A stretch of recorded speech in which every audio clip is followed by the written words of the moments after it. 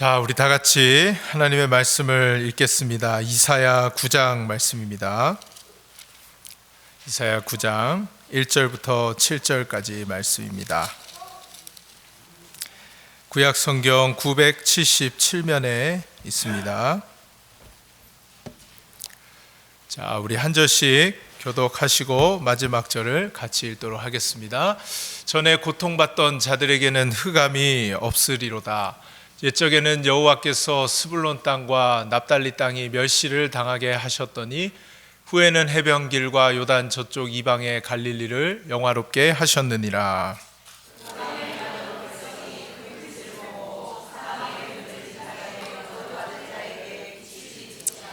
주께서 이 나라를 창성하게 하시며 그 즐거움을 더하게 하셨으므로 추수하는 즐거움과 탈취물을 나눌 때의 즐거움 같이 그들이 주 앞에서 즐거워하오니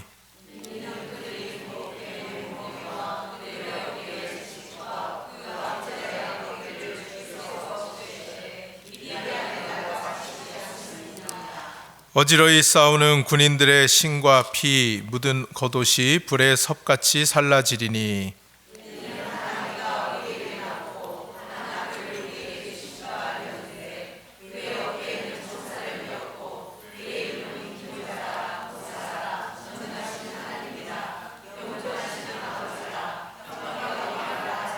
다 같이 그 정사와 평강의 더함이 무궁하며 또 다윗의 왕자와 그의 나라에 군림하여 그 나라를 굳게 세우고 지금 이후로 영원히 정의와 공의로 그것을 보존하실 것이라.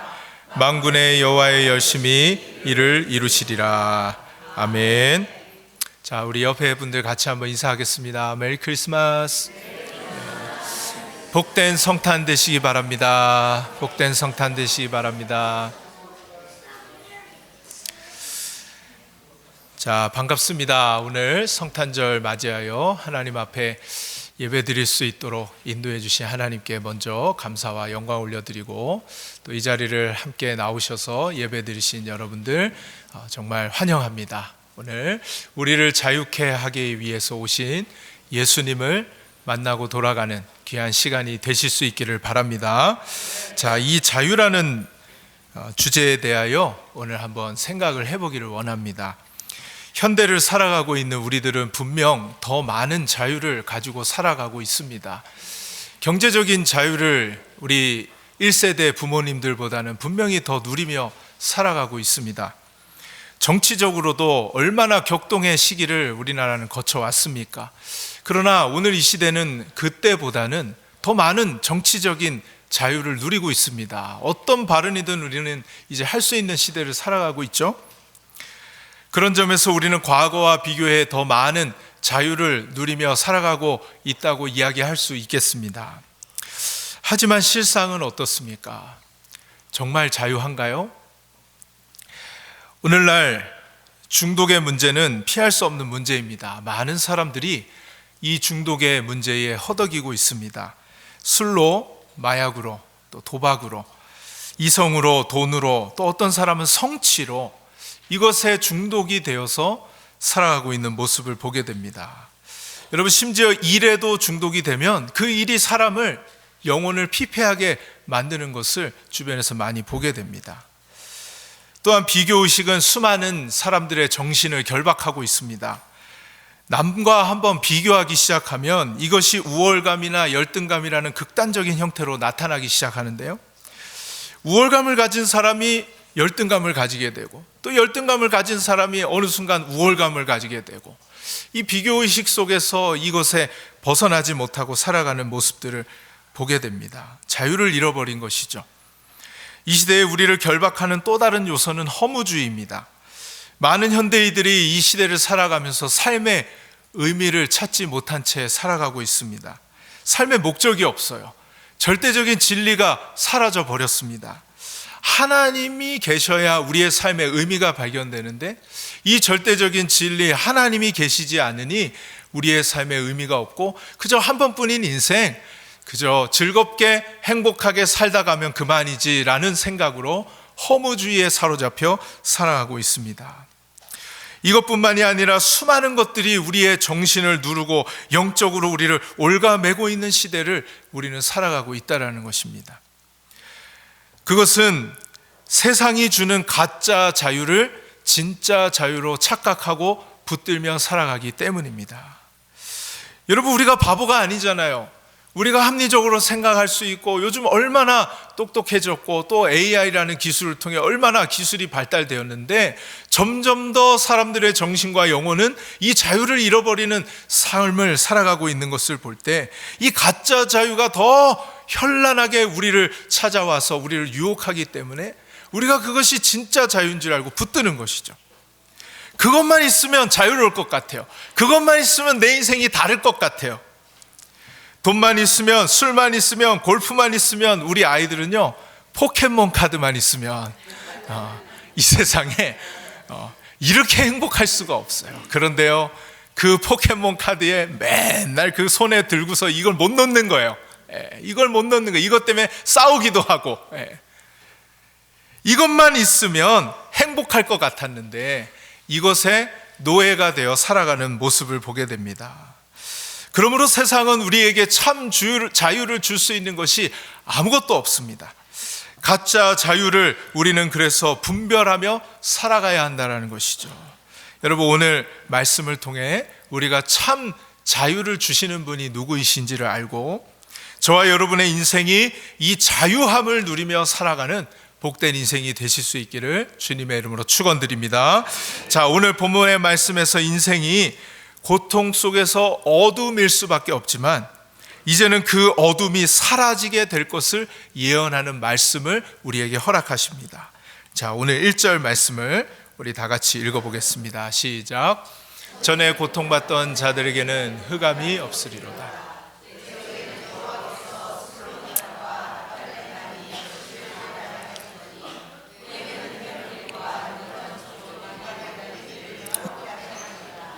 아멘. 전에 고통받던 자들에게 무슨 일이 일어난답니까? 흑암이 없으리로다. 여러분, 더 이상 어둠이 없게 될 것이라고 말씀하고 계시는 것입니다. 원래는 고통이 있었고 어둠이 있었다라는 것입니다. 그러나 이것이 이제 사라지게 될 것을 말씀하십니다. 그러면서 예시로 들으시는 것이 스불론 땅과 납달리 땅이 등장하고 있습니다. 이곳은 고통과 고난과 어둠의 상징인 곳이었습니다. 지리적으로 이 스불론과 납달리 땅은 이 북쪽에 가장 침략을 받으면 먼저 공격을 당할 수밖에 없는 그런 지역이었습니다. 그러니 그곳은 항상 어둠이 깔려 있었고, 그것은 항상 절망이 깔려 있었고, 그곳에는 항상 어려움과 고통이 머물렀던 그런 곳이었습니다. 그런 고통의 땅에 이제 더 이상 흑암이 없고 고통이 없을 것이라고 지금 말씀해 주고 계시는 것입니다. 어떤 빛이 그곳에 전해지게 될 것인데 그곳이 이제 달라지게 될 것이다.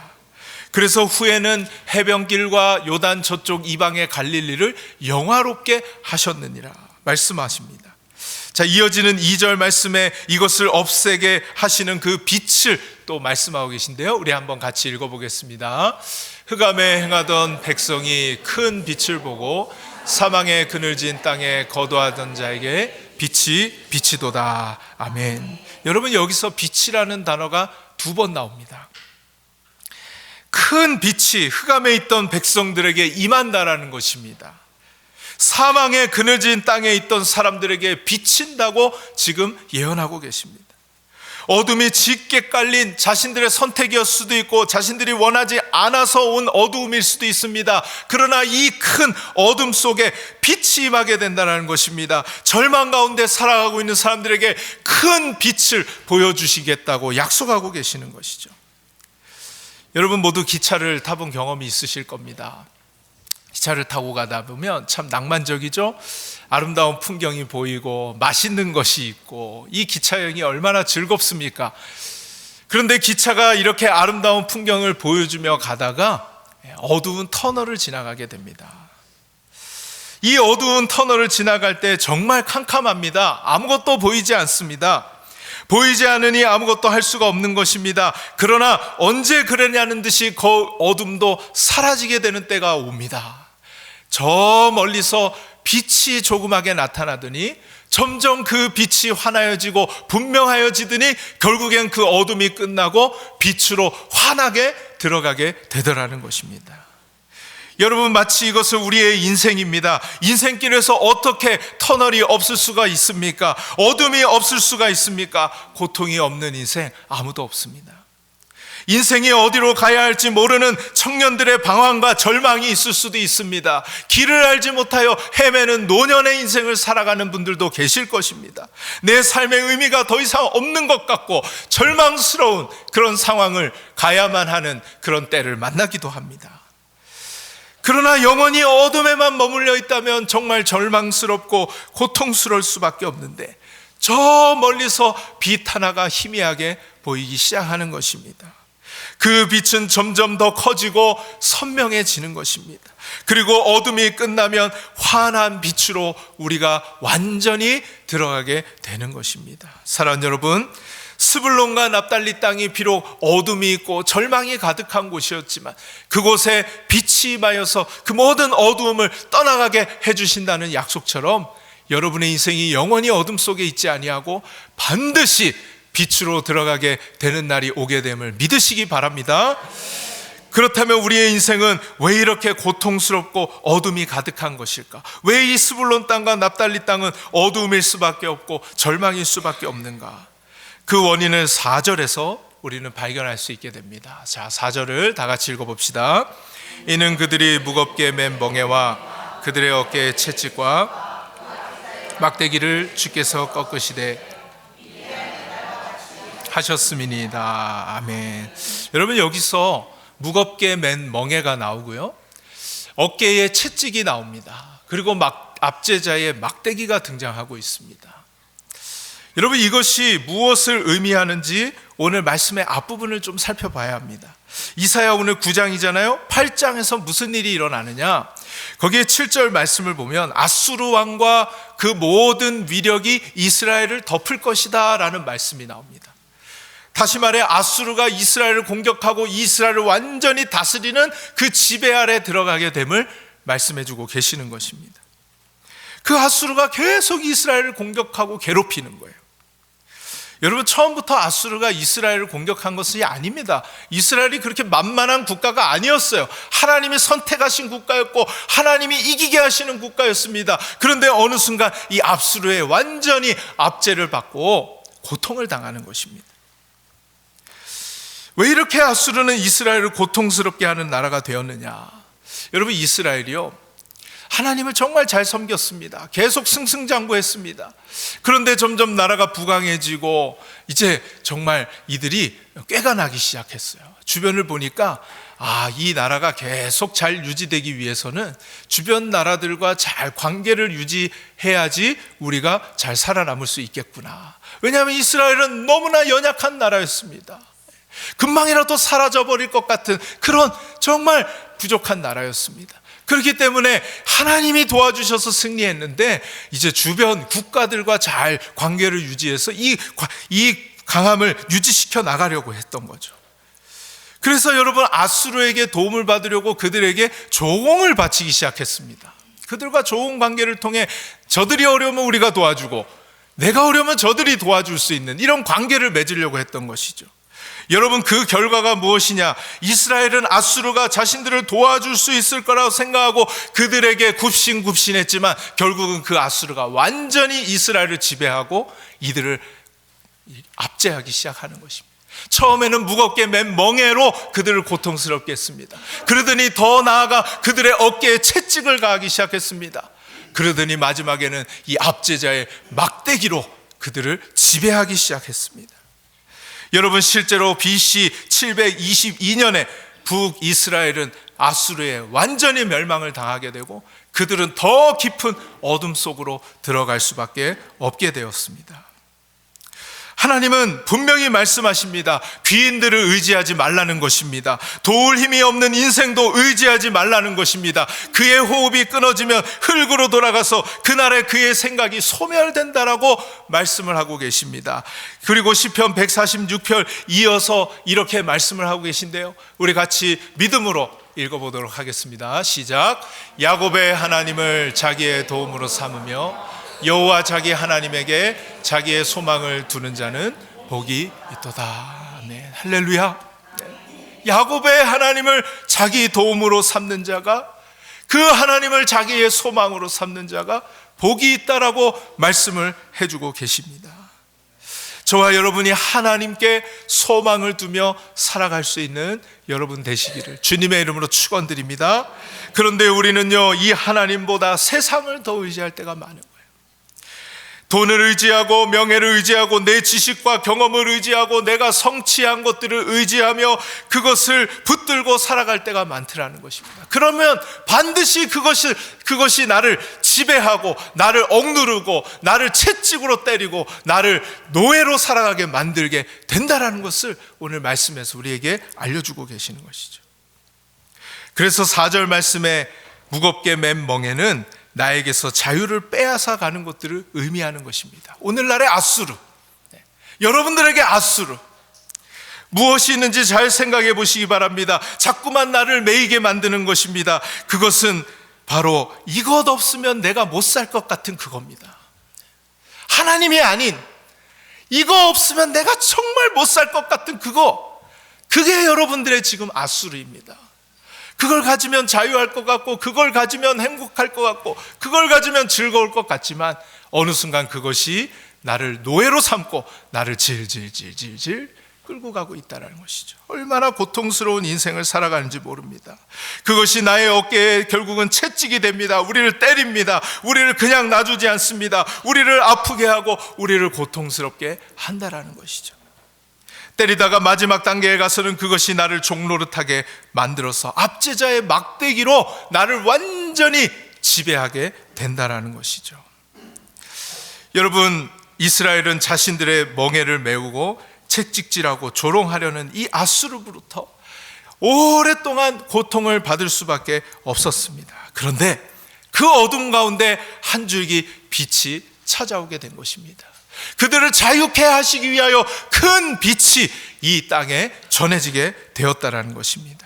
그 빛이 무엇인지 6절과 7절 이사야 선지자는 우리에게 예언하고 있습니다. 우리 6절과 7절 다 같이 한번 읽어봅시다. 시작. 이는 한 아기가 우리에게 낳고 한 아들을 우리에게 주신 바 되었는데 그의 어깨에는 정사를 메었고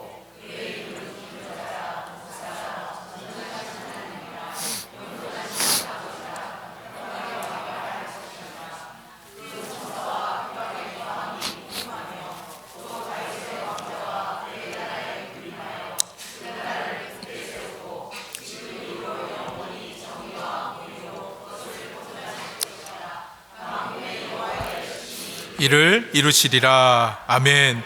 이제 우리는 우리를 고통스럽게 짓누르던 것에서 자유하게 해주실 분이 누구이신지를 만나게 됩니다. 한 아기가 우리에게 낳고 한 아들을 우리에게 주셨다라는 것입니다. 이것은 이사야를 통한 하나님의 예언의 말씀입니다. 구원자로 오실 분이 어떻게 오실 것이라는 것을 말씀해 주고 계시는 것입니다. 이 아기가, 이 아들이 누구입니까? 바로 예수 그리스도.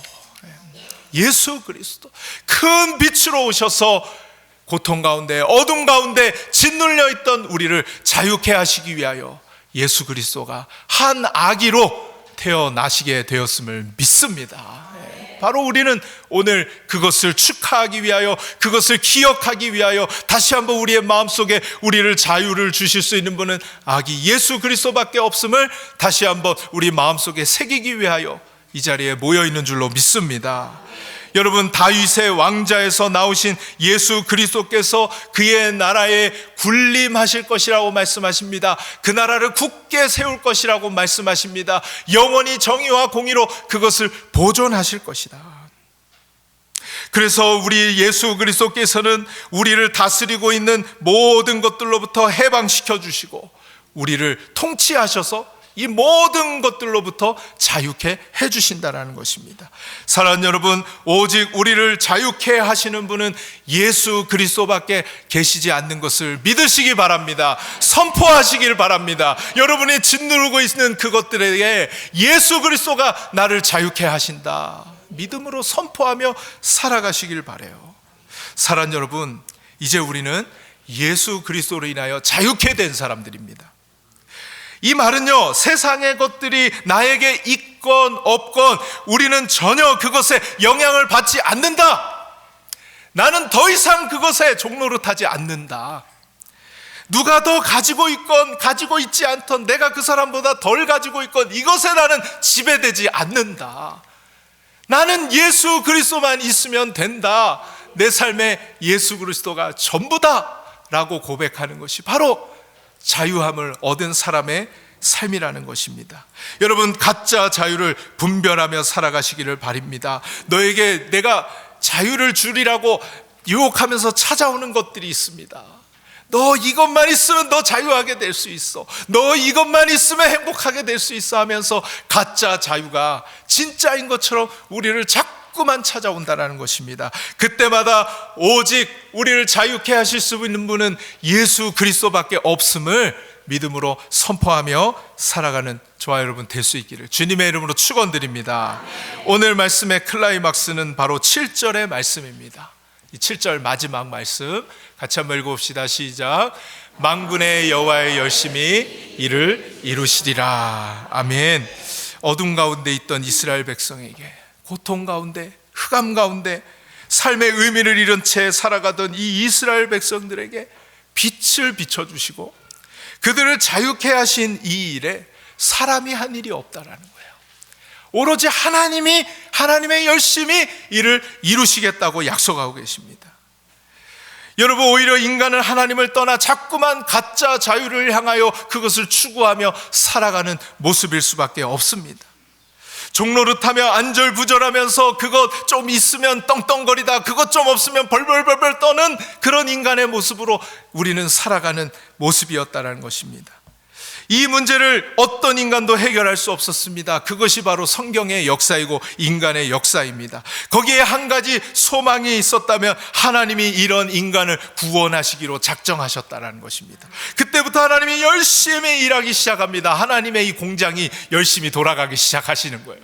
하나님이 열심히 일하시는데요, 아담과 하와를 에덴 동산에서 쫓아내십니다. 거기에 천사를 세워서 다시는 여기 근처도 못 오게 하셨어요. 하나님 어떻게 그러실 수 있습니까? 하시지만 하나님은 에덴 동산보다 더 좋은 곳을 보내주시기 위해서 이곳에 못 오게 하신 거예요. 그것을 열심히 지키셨어요. 여기 못 오게.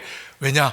그거보다 훨씬 더 좋은 세상을 하나님은 준비하고 계시기 때문에 그랬습니다. 하나님께서는 이후에 아브라함을 그 세상에 보내주시기 위하여 특별히 선택하셨습니다. 우상을 섬기는 그 갈대아 우르까지 찾아가셔서 그 마음을 어루만지시고 그곳을 떠날 수 있도록 열심히 일하셨습니다. 그렇게 해서 아브라함이 없던 믿음에 그 마음에 믿음을 주시기까지 얼마나 수많은 과정들 속에서 하나님이 일하신지 몰라요. 그리고 그 아브라함을 통해서 이삭이 태어나고 이삭의 아들 야곱이 태어나게 됩니다. 야곱의 아들 중 요셉을 택하셔서 이스라엘 백성들이 이제 쫄딱 망하게 생겼습니다. 다 죽게 생겼습니다. 기근을 만났습니다. 그런데 이 요셉 한 사람을 또 열심히 일하셔가지고 이 사람 한 사람 인생을 훈련시키면서 인도에 가시는 거예요. 그래서 총리로 세우십니다. 애굽의 총리가 돼서 이 이스라엘 백성들이 생명이 연장되게 하십니다. 그렇게 야곱의 12 아들들이 이스라엘의 12지파로 가나안 땅을 차지하게 되십니다. 그러나 가나안 땅을 차지한 이후로 이스라엘은 급격하게 무너지기 시작했습니다. 영적으로 도덕적으로 완전히 타락해버렸습니다. 인간에게는 아무런 소망이 없었습니다. 아니, 원래부터 아담과 하와가 죄를 지은 이후부터 그때부터 인간에게는 아무런 소망이 없었습니다.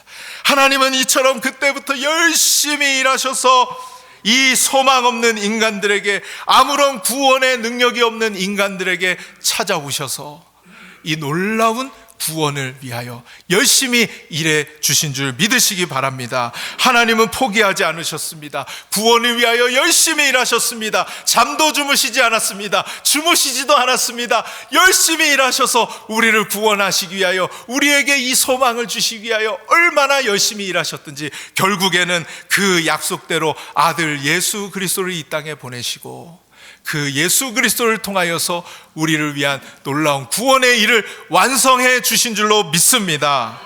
하나님의 열심히 이것을 이루셨다는 거예요. 여러분, 무엇이 느껴지세요? 하나님이 여러분을 위해 가만히 계실까요? 지금 하나님이 계시지 않는 것 같아 보일 때 하나님이 그냥 편하게 누워서 쉬고 계실까요? 하나님은 지금도 절망 가운데, 어둠 가운데 있는 여러분들을 위하여 지금도 열심히 지금 공장을 가동하고 계시는 것을 믿으시기 바랍니다. 열심히 일하고 계시다라는 거예요. 여러분들에게 그 소망의 빛을 계속 비춰주시고 이 구원의 은혜를 계속하여 허락하여 주시고 여러분들을 그 어둠과 절망에서 건져내 주시기 위하여 여러분 한 사람 한 사람 위하여 지금도 하나님의 열심히 저와 여러분들을 향하여 있음을 믿으시기를 바랍니다. 사랑하는 여러분, 오늘 이 열심을 이루신 그 결과로, 그 증거로 아들 예수 그리스도가 이 땅에 오셨습니다.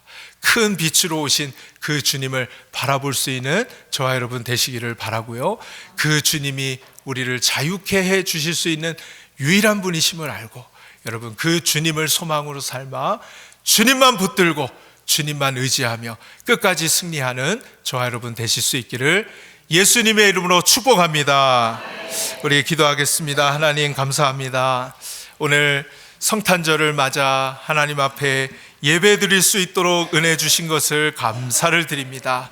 절망 가운데, 어둠 가운데 도무지 구원받을 수 있는 능력이 없는 저희들에게 찾아와 주셔서 소망의 빛으로 역사하여 주심을 감사를 드립니다.